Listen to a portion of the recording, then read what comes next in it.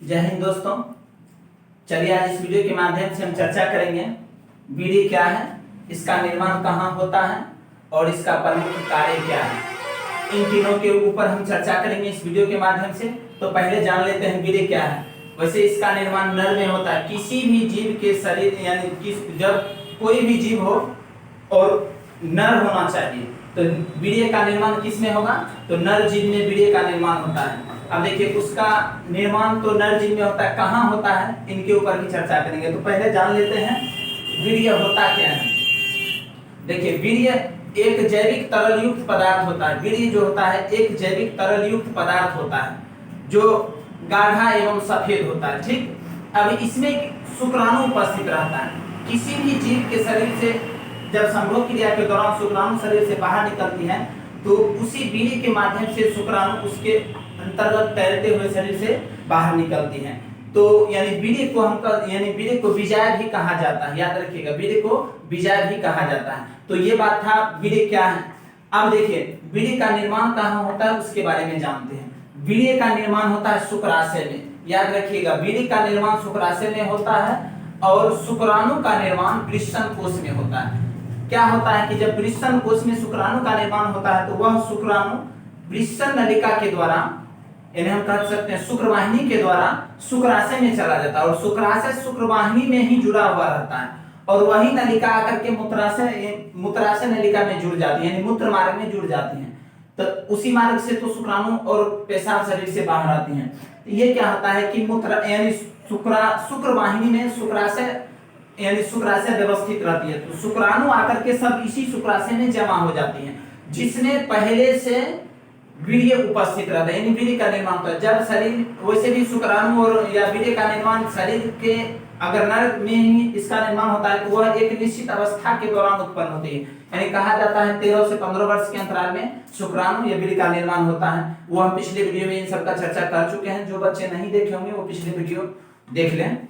अब देखिए ये जो होता है शुक्र वाहिनी में जुड़ा हुआ रहता है शुक्राशय, इसी में वीर्य का निर्माण होता है और यह वीर्य जो होता है आए हुए शुक्राणु यानी वृषण से जो शुक्राणु इसके अंतर्गत आता है इसी में बनता है। वृषण में सब आके जमा हो जाता है इसी में पालन पोषण के लिए। समझ में आ गया। यानी निर्माण होता है वृषण में, पालन पोषण के लिए यहाँ आ जाता है। इसी में आकर के शुक्राणु पालन पोषण होता है यानी वीर्य में ही उसका पालन पोषण होता है। याद रखिए पालन पोषण का मतलब तो जानते हैं।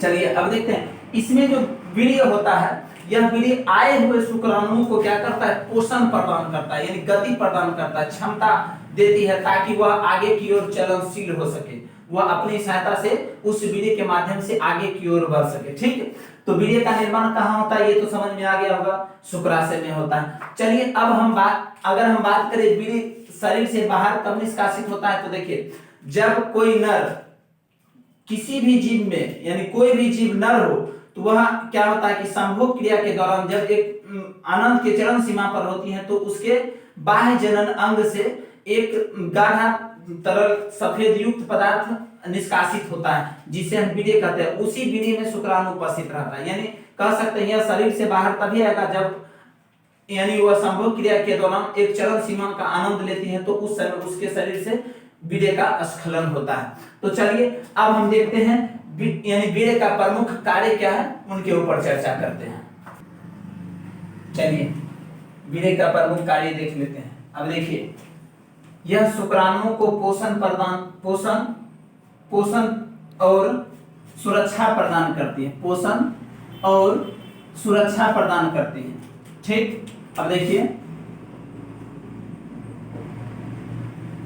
यह शुक्राणुओं को पोषण और सुरक्षा प्रदान करती हैं। अगर हम बात करें शुक्राणुओं को पोषण यानी ऊर्जा प्रदान कौन करता है तो वीर्य करता है और ऊर्जा के साथ साथ सुरक्षा भी प्रदान यही करता है। यानी हम कह सकते हैं सुरक्षा कवच के रूप में भी शुक्राणु का कार्य कौन करेगा तो वीर्य ही करता है। सुरक्षा शुक्राणु को सुरक्षा कवच के रूप में कार्य करता है। ठीक, अब देखिए पोषण के साथ साथ सुरक्षा भी करता है।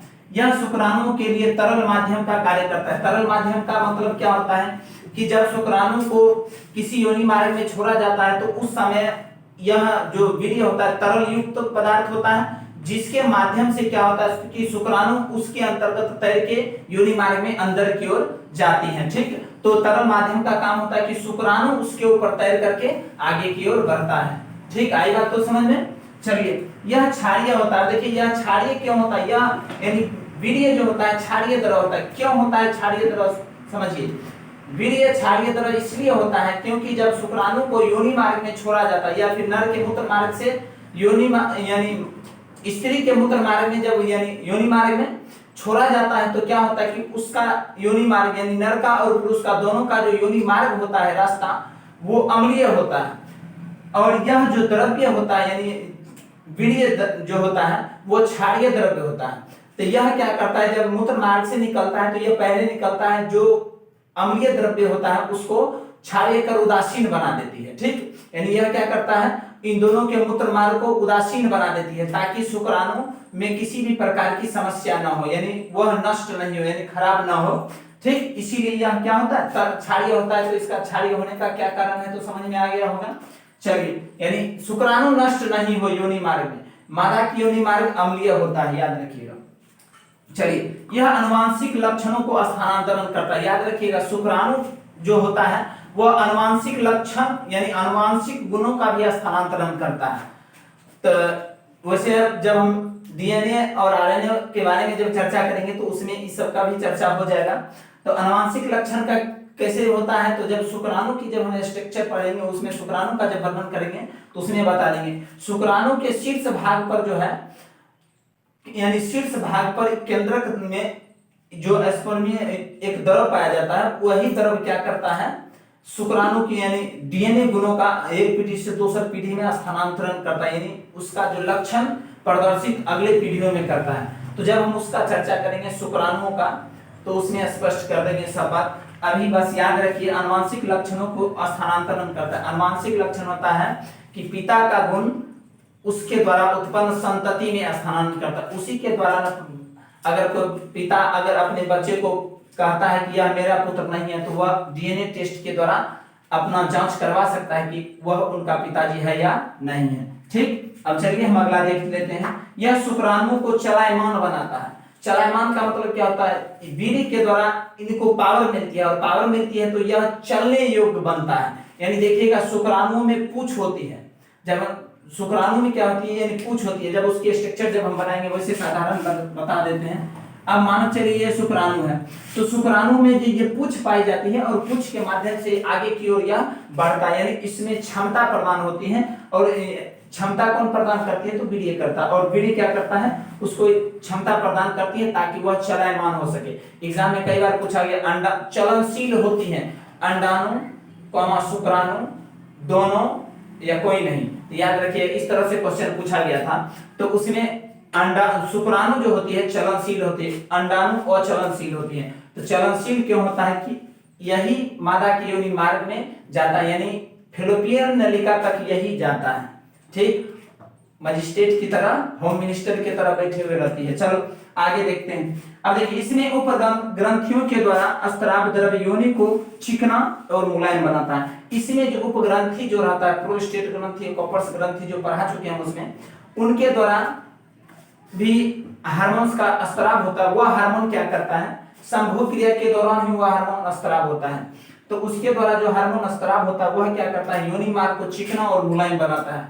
ठीक, तो ये सब था इनका प्रमुख कार्य। अब याद रखिएगा, नोट में हम एक बात बताते हैं कि अगर कोई मनुष्य में शुक्राणु का निर्माण होता है तो वह एक निश्चित अवस्था के दौरान होता है। तो शुक्राणु का निर्माण एक निश्चित अवस्था में होता है। अगर सबसे अधिक शुक्राणु की बात करें तो वो अगर कोई नर में यानी मनुष्य जाति में अगर हम बात करें तो नर में क्या होती है कि 14 से 16 वर्ष के अंतराल में जो मनुष्य होते हैं उसके शरीर में शुक्राणुओं की मात्रा अधिक होती है। ठीक, और जैसे जैसे इनकी अवस्थाएं घटती हैं शुक्राणु भी घटते जाते हैं। ये नहीं होता है कि उसके शरीर में शुक्राणु बनना बंद हो जाती है। शुक्राणु का निर्माण नर में पूरे जीवन काल तक चलते रहता है, यानी वह बच्चे उत्पन्न करने की क्षमता उनके शरीर में पूरे जीवन काल तक चलते रहता है। फर्क यही होता है कि शुक्राणु उस अवस्था में थोड़ा पतला हो जाती है, मात्रा कम एवं थोड़ा पतला हो जाती है। एक बार में स्खलन प्रक्रिया 20 से 30 करोड़ शुक्राणु एक बार स्खलन के दौरान शरीर से बाहर निकलती है। तो चलिए, ये था वीर्य के बारे में अभी हम समझ रहे थे। तो अगर किसी भी प्रकार की अगर दिक्कत हो इस इसमें, तो आप लोग कमेंट बॉक्स में कमेंट करके पूछिए, जवाब दे दिया जाएगा। जय हिंद, फिर मिलते हैं अगले वीडियो में।